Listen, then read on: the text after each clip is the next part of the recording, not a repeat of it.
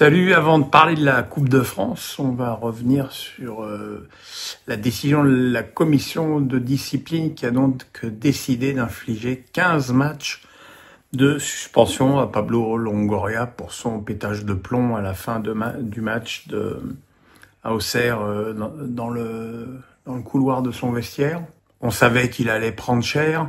On sait aussi, il faut aussi ne pas dramatiser cette sanction, que suspendre un président, ça n'a aucune influence sur la gestion, la direction et l'organisation du club marseillais. Il n'a pas le droit d'aller sur le terrain, il n'a pas le droit d'aller dans le vestiaire, mais il a tout à fait le droit de prendre place en tribune d'honneur et d'aller dans les salons. Donc voilà, il fallait marquer le coup. Je pense qu'il fallait marquer le coup parce que les propos de Pablo Longoria, même s'il les a regrettés, sont inadmissibles. Mais voilà, on lui aurait mis 5, 10, 15 ou 30 matchs, ça aurait rien changé à la destinée de l'OM. Maintenant, il faudrait pas qu'on en reste là. Il faudrait pas que cette lourde sanction, malgré tout, ne serve qu'à ça. Malgré tout, il y a un problème qui a été soulevé par Pablo Longoria et le club de Marseille, c'est le problème de l'arbitrage en France. Alors moi, je suis d'accord, hein, il faut respecter les arbitres, il faut les protéger, faire en sorte qu'ils puissent exercer leur travail dans les conditions les plus sereines possibles. Mais, et vous le savez si vous me suivez depuis pas mal de temps, pour moi, un arbitre, à partir du moment où il se présente sur le terrain, s'il est nul, on a le droit de dire qu'il est nul, comme on a le droit de dire qu'un joueur est nul. Donc, et le problème, c'est qu'il y a trop souvent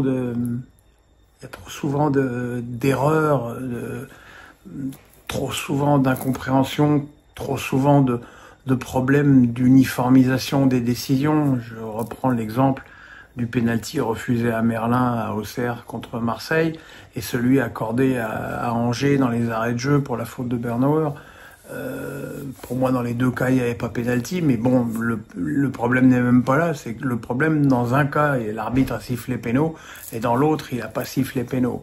Je pense que ça passe par un dialogue aussi plus régulier entre les arbitres et les clubs.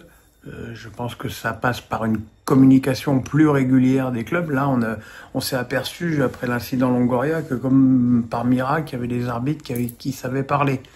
On a vu Brizard parler, on a vu Vatelier parler, et sinon, ils n'ont jamais le droit de parler. Donc je pense qu'il faut qu'il y ait une ouverture qui soit prônée par la commission d'arbitrage pour permettre aux arbitres d'expliquer leurs décisions, peut-être de se donner un peu plus d'humanité dans leur attitude, parce qu'il est bien évident que le prochain match de Marseille sera ausculté dans tous les sens au niveau de l'arbitrage. Bon, c'est Stéphanie Frappart qui a été nommée. J'ai envie de dire bon courage pour elle, hein, parce que c'est pas non plus évident pour elle de se retrouver dans cette situation.